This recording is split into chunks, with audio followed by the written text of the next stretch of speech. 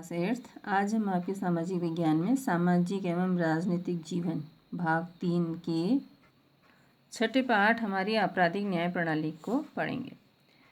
तो जब हम किसी को अपराध करते हुए देखते हैं तो सबसे पहले पुलिस को खबर करते हैं। वास्तविक जीवन में फिल्मों में हम अपराधियों को गिरफ्तार करने में पुलिस की भूमिका होती है, उसके आधार पर हमको ऐसा लगता है कि मानो पुलिस ही तय करती है कोई अपराधी है या नहीं, लेकिन ऐसा नहीं है। जब किसी व्यक्ति को गिरफ्तार किया जाता है तो अदालत ही तय करती है कि आरोपी वाकई दोषी है या नहीं।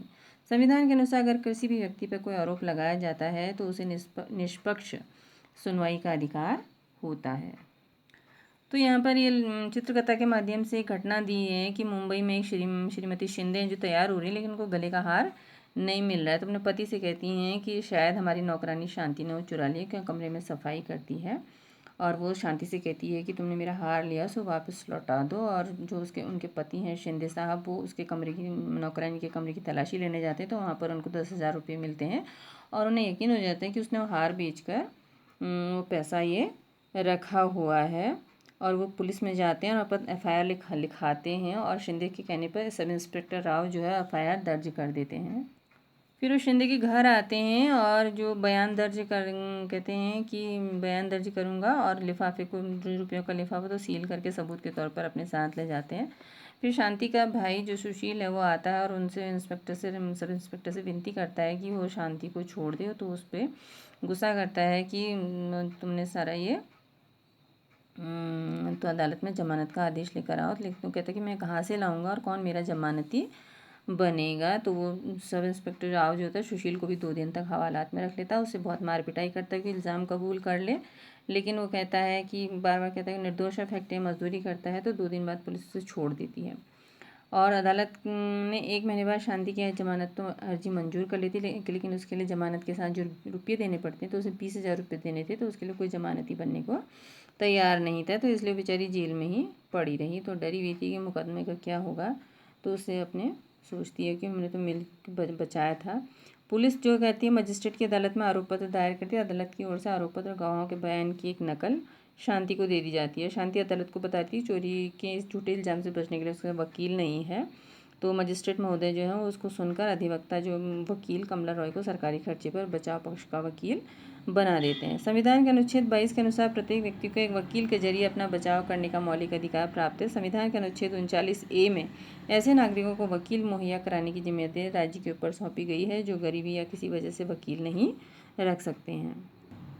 अब जब शांति की वकील शांति से अदालत में मिलती है तो बताती है कि मुझ पर झूठा आरोप लगाया गया है। और जो अदालत शांति पर आरोप लगाती है कि उसने सोने का हार चुराया, तो कहती मैं निर्दोष हूँ और मेरी सुनवाई हो। मजिस्ट्रेट सामने मुकदमा शुरू होता है और सरकारी वकील जो है राज्य की ओर से मुकदमे में हाजिर होते हैं। श्रीमती श्री शिंदे को गवाह के रूप में बुलाया जाता है और उससे पूछताछ की जाती है कि किस तरह से उनका हार गायब हुआ। तो बताते हैं कि हमने हार वहाँ रखा हुआ था और उसकी तलाशी लेने पर 10,000 रुपये प्राप्त हुए जो कि उसने हार बेचकर रखे हैं। तो फिर वो जो वकील है श्रीमती रॉय, वो श्रीमती शिंदे से कहती है कि आप कह रही हैं कि शांति को चोरी करते हुए नहीं देखा, ना हार मिला, और आप उसे हर महीने 1,000 रुपये देती हैं। आज तक आपके घर से चोरी नहीं हुई है। और फिर वो जो होती हैं सुशील और उसके मालिक से भी सवाल पूछती हैं और इन दोनों बयानों के आधार पर वो साबित करती हैं कि शांति के संदूक में मिले रुपये जो हैं वो सुशील और शांति की कमाई हुई रकम भी हो सकते हैं। जब मुकदमा खत्म होने के नज़दीक पहुंचता है तो सुशील को पता चलता है कि एक इंस्पेक्टर शर्मा ने युवाओं के गिरोह का भंडाफोड़ किया है जो शिंदे के मोहल्ले में गहनों की चोरी करते हैं। और श्रीमती शिंदे के बेटे के कुछ दोस्त भी इस गिरोह के सदस्य हैं। वहाँ श्रीमती शिंदे का हार बरामद हो जाता है और जो वकील कमला रॉय हैं वो बचाव पक्ष के गवाह के तौर पर इंस्पेक्टर शर्मा को अदालत में पेश करती हैं और पूछती हैं कि वो उन्होंने उनसे क्या क्या बरामद किया है। तो वो कहते हैं कि उनसे एक हार भी बरामद हुआ है और ये हार उन्होंने ही चुराया था।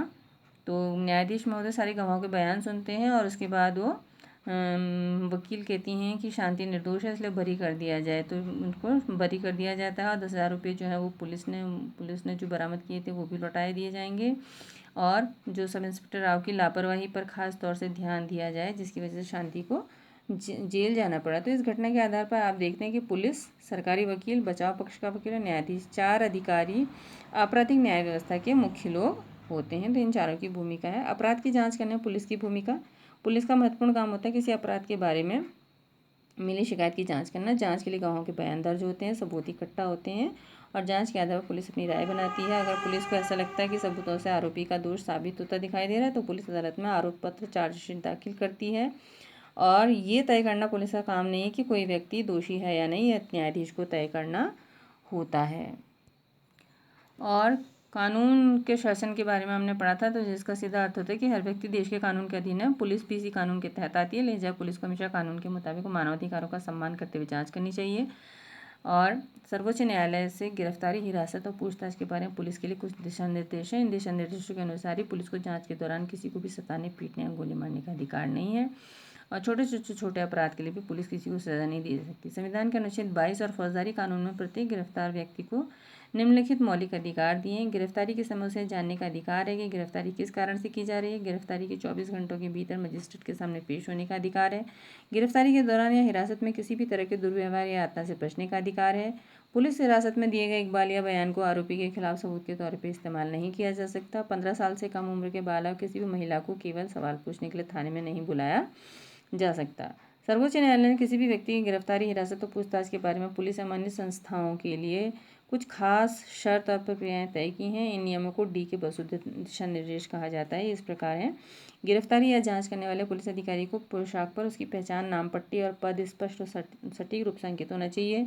गिरफ्तारी के समय अरेस्ट मेमो के रूप में गिरफ्तारी संबंधी पूरी जानकारी का कागज तैयार किया जाना चाहिए। उसमें गिरफ्तारी के समय की और तारीख का उल्लेख होना चाहिए। सत्यापन के लिए कम से कम एक गवाह होना चाहिए और वो गिरफ्तार सदस्य के परिवार का व्यक्ति हो सकता है। अरेस्ट मेमो पर गिरफ्तार होने वाले व्यक्ति के दस्तखत होने चाहिए। गिरफ्तार किए गए, हिरासत में रखे गए जिससे पूछताछ की जा रही है, ऐसे व्यक्ति को अपने किसी संबंधी या दोस्त या शुभचिंतक को जानकारी देने का अधिकार होता है। जब गिरफ्तार व्यक्ति का दोस्त या संबंधी जिले से बाहर रहता है तो गिरफ्तारी के 18 से 12 घंटे के भीतर उसे गिरफ्तारी के समय, स्थान और हिरासत की जगह पर जानकारी भेज देनी चाहिए।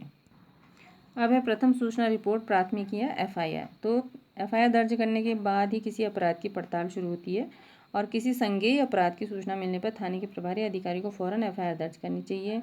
यह सूचना मौखिक या लिखित किसी भी रूप में मिल सकती है। एफआईआर में आमतौर पर वारदात की तारीख, समय, स्थान का उल्लेख होना चाहिए। वारदात के मूल तथ्यों और घटनाओं का विवरण होता है।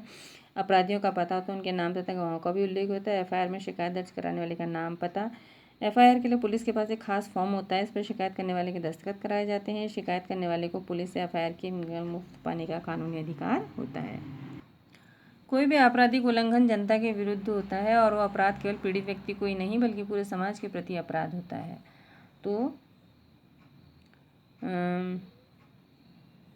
शांति वाले मुकदमे को भी श्रीमती शिंदे बनाम शांति हेम्ब्रम की बजाय राज्य बनाम शांति हेम्ब्रम के नाम से जाना जा सकता है। अदालत में सरकारी वकील राज्य का पक्ष प्रस्तुत करता है। सरकारी वकील की भूमिका तब शुरू होती है जब पुलिस जांच पूरी करके अदालत में आरोप पत्र दाखिल कर देती है। सरकारी वकील की इस जांच में कोई भूमिका नहीं होती, उसे राज्य की ओर से अभियोजन प्रस्तुत करना होता है। न्यायालय के पदाधिकारी के रूप में उसकी जिम्मेदारी है कि वो निष्पक्ष रूप से अपना काम करे, अदालत के सामने सारे ठोस तथ्य, गवाह और सबूत पेश करे, तभी अदालत सही फैसला देगी। न्यायाधीश की भूमिका खेलों में अंपायर की तरह होती है। निष्पक्ष भाव से खुली अदालत में मुकदमे का संचालन करते हैं। न्यायाधीश सारे गवाहों के बयान सुनते हैं, अभियोजन पक्ष और बचाव पक्ष की ओर से पेश किए गए सबूतों की जांच करते हैं। अपने सामने मौजूद बयानों सबूतों के आधार पर कानून के अनुसार न्यायाधीश तय करते हैं कि आरोपी सच में दोषी है या नहीं। अगर दोषी है तो उसे सजा सुनाते हैं। कानून में दिए गए प्रावधानों के हिसाब से दोषी व्यक्ति को जेल भेज सकते हैं, उस पर जुर्माना लगा सकते हैं, एक साथ दोनों तरह की सजा दे सकते हैं। निष्पक्ष सुनवाई क्या होती है? तो इस घटना में आप जो श्रीमती शिंदे और जो शांति की घटना थी उसमें आप देख सकते हैं कि अगर किसी भी तरह की घटना नहीं होती तो क्या वो निष्पक्ष सुनवाई होती। अगर न्यायाधीश किसी जगह पर मुकदमा चलाते जहां शांति और सुशील दोनों नहीं जा सकती, अगर न्यायाधीश ने शांति के अधिवक्ता राय को अभियोजन की ओर से प्रस्तुत किए गए श्रीमती शिंदे आदि गवाहों से मतलब बातें करने का पर्याप्त समय नहीं दिया होता तो पहले ही मान लेते कि शांति दोषी है तो क्या होता। अगर इस तरह की कोई भी बात होती तो उसे निष्पक्ष सुनवाई नहीं कहा जा सकता, यानी किसी को एक तरफा हो जाती हो। इसकी वजह कि निष्पक्ष सुनवाई के लिए कई बातों का पालन करना जरूरी होता है।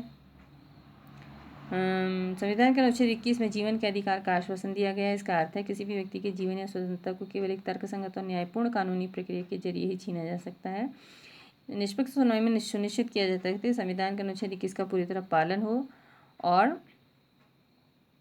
तो जो चित्रकथा पट था शांति का मुकदमा, उसमें निष्पक्ष सुनवाई के मूलभूत तत्वों पर ध्यान देंगे। पहली बार शांति को आरोप पत्र और उन सभी साक्ष्यों की एक प्रति की जो अभियोजन पक्ष ने उसके खिलाफ अदालत पेश किए थे। शांति पर चोरी का आरोप लगाया था जो कानून ने एक अपराध है। वो मुकदमा जनता के सामने खुली अदालत में चला। शांति का भाई अदालत की कार्रवाई में मौजूद था। मुकदमा आरोपी की उपस्थिति में चलाया गया। शांति के एक वकील ने बचाव किया और शांति की अधिवक्ता रॉय को अभियोजन पक्ष की ओर से पेश किए गए सारे गवाहों से जिरह करने का मौका दिया गया। अधिवक्ता रॉय को शांति की ओर से गवाह पेश करने का अधिकार दिया गया। हालांकि पुलिस ने शांति के खिलाफ चोरी का मामला दर्ज किया था, लेकिन न्यायाधीश ने उसे निर्दोष मानते मुकदमा चलाया। अब अभियोजन पक्ष को निर्णायक रूप से सिद्ध करना था कि शांति ही दोषी। इस मुकदमे में वो ऐसा नहीं कर पाया।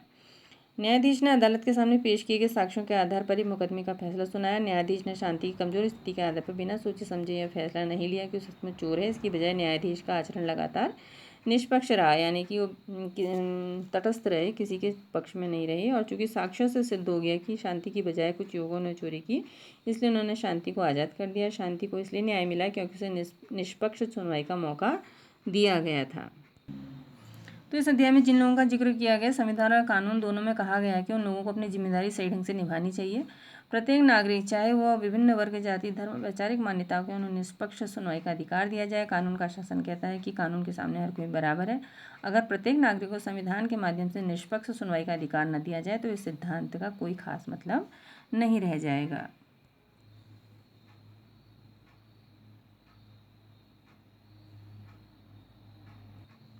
अब पाठ के आधार पर कुछ प्रश्न हैं जिन्हें आप लोग सोच समझ के कर सकते हैं।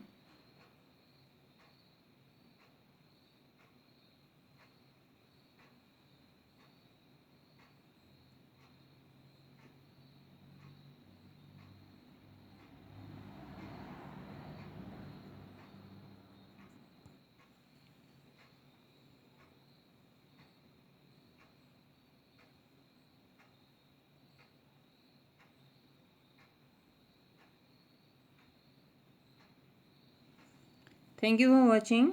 कोई भी क्वेरी है या भी कोई प्रश्न है तो आप लोग पूछ सकते हैं।